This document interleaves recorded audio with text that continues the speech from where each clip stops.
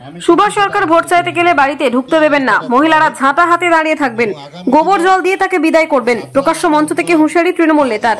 ফের প্রকাশ্য মঞ্চ থেকে বাঁকুড়া সাংসদ তথা কেন্দ্রীয় শিক্ষা প্রতিমন্ত্রী সুভাষ সরকার ঝাঁটা ও গোবর জল দিয়ে বিদায় করার নিদান দিয়ে বিতর্কে জড়ালেন ছাতনা পঞ্চায়েত সমিতির সভাপতি বঙ্কিম মিশ্র। গতকাল বিকালে বাঁকুড়ার ছাতনা ব্লকের ঘোষের গ্রাম পঞ্চায়েতে পথশ্রী প্রকল্পের রাস্তার উদ্বোধনে গিয়ে এই বক্তব্য রাখেন বঙ্কিম মিশ্র। বিজেপির পাল্টা কটাক্ষ, সাংসদকে নয় সন্দেশখালীর ঘটনার পর তৃণমূল নেতাদের প্রতি ওই আচরণ করবেন গ্রামের মানুষ।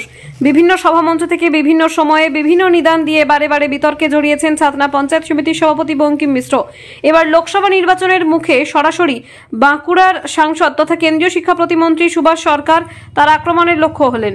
গতকাল ঘোষের গ্রাম এলাকায় পথশ্রী প্রকল্পের রাস্তার উদ্বোধনে গিয়ে বঙ্কিম মিশ্র বলেন, ছলনা করে ভোট নিয়ে গিয়ে গত 5 বছরের সুভাষ সরকার আপনি কি করেছেন এই প্রশ্ন তুলতে হবে। ফের ভোটের সময় এসে আবার এই করব সেই করব বলছে। এবারে তাকে বাড়িতে ঢুকতে দেবেন না, বাড়ির মহিলারা ঝাঁটা নিয়ে দাঁড়িয়ে থাকবেন। সুভাষ বাবু এলাকায় এলে তাকে গোবর জল দিয়ে বিদায় করে দেবেন। পরে বঙ্কিম মিশ্র নিজের বক্তব্যের সমর্থনে বলেন, এই হুঁশিয়ারি আমার নয়, এলাকার মানুষের হুঁশিয়ারি। যে সুভাষ সরকারকে ভোট দিয়ে মানুষ জিতিয়েছিলেন সেই সুভাষ সরকার 100 দিনের প্রকল্পে আবাস প্রকল্পের টাকা বন্ধ করে দিয়েছেন, তাই এলাকার মানুষ ক্ষিপ্ত। সেই কথাই বক্তব্যে তুলে ধরা হয়েছে। তৃণমূল নেতা তথা ছাতনা পঞ্চায়েত সমিতির এহানো বক্তব্যে কড়া প্রতিক্রিয়া জানিয়েছে বিজেপির দাবি, তৃণমূল নেতাদের এমন কটূক্তিতে তৃণমূল দলের অন্দরে তাদের ওজন বৃদ্ধি পেতে পারে, কিন্তু মানুষ তা ভালোভাবে নেয় না। সন্দেশখালীর ঘটনার পর বিজেপি নেতাদের নয়, তৃণমূল নেতাদের এমন ভাবে ঝাঁটা আর গোবর জল নিয়ে তারা করে বেড়াবে। বাঁকুড়ার ছাতনা থেকে সুচিন্ত গোস্বামীর রিপোর্ট। 5 বছরে একদিনও দেখা পাওয়া গেল না, একদিনও এলো না।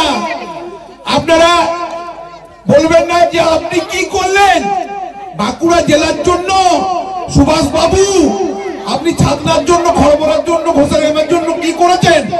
আপনারা বলবেন না, একদম বাড়িতে ঢুকতে দেবেন না। 5 বছর ছলনা করে ভোট নিয়ে গিয়ে মানুষেরকে প্রতারণা করেছে, আবার ভোটের সময় এসে চতুর্শিয়ালের মতো আপনাদের কাছে এই করব ওই করব বলতে আসছে। একটা কিছু করে দেখা, কোনো কিছু দেখাবার ক্ষমতা নেই। আমি মহিলা দিদিদের বলছি, আপনারা ঝাঁটা নিয়ে দাঁড়িয়ে থাকবেন। যদি এখানে ওই সুভাষ বাবু আসে, আপনাকে আপনারা গোবর জল দিয়ে ওনাকে বিদায় করবেন। এই বলে এই উন্নয়ন প্রতীককে দিদিকে ধন্যবাদ জানিয়ে আমি আমার বক্তব্য শেষ করছি। জয় হিন্দ। দেখুন, 2019-এর লোকসভা ভোট এবং 2021-এর বিধানসভা ভোটে এই ছাতনা বিধানসভা এলাকার মানুষজন ভারতীয় জনতা পার্টিকে 2 হাত উজাড় করে আশীর্বাদ করেছেন। আমাদের মাননীয় সাংসদ একেবারেই বাঁকুড়ার প্রত্যেক জায়গায় জায়গায় মানুষের সঙ্গে রয়েছেন। আর আমরা দেখেছি উনি বিভিন্ন কার্যক্রমে যখন যাচ্ছেন তখন এলাকার মানুষজন ওনার সঙ্গে এসে সবাই যোগদান করছেন, যুক্ত হচ্ছেন। তৃণমূল নেতার এহেন মন্তব্য এই কারণে, কারণ এখন তৃণমূলের নেতারা কটূক্তি করে নিজেদের রাজনৈতিক ওজন তৃণমূল দলে বাড়াতে চাইছেন। সমাজে এদের কোনো অস্তিত্ব নেই, সাধারণ মানুষজন এদেরকে ঝেঁটিয়ে বিদায় করবে এরা যখন ওই এলাকায় যাবে বিভিন্ন মানুষজনের বাড়িতে বাড়িতে। আর মা বোনেরা ভালো করেই জানে এই সন্দেশখালীর ঘটনা দেখছে প্রতি মুহূর্ত টিভিতে, সমস্ত জায়গাতে, যেখানে মা বোনেদের সম্মান তৃণমূল রাজনৈতিক দলের নেতারা কিভাবে করে থাকেন। তাই এই ধরনের কথাবার্তা বলে উনি হয়তো তৃণমূল নেতাদের কাছে বাহবা পেতে পারেন, কিন্তু সাধারণ মানুষ তৃণমূলকে প্রত্যাখ্যান করেছেন আর তৃণমূলের ওই নেতাদেরকেও প্রত্যাখ্যান করেছে। কিন্তু প্রকাশ্য জনসভায় সেখানে একটা হুঁশিয়ারি দেওয়া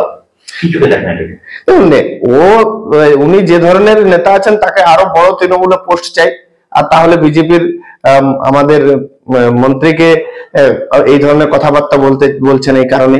কিন্তু সাধারণ মানুষ ওই তৃণমূলের নেতাদের এই ধরনের কথাতে কোনো ধরনের তৃণমূল নেতারাই উল্টে ওই ঝাঁটার বাড়ি খাওয়ার জন্য তৈরি থাকুক আগামী লোকসভা নির্বাচনে।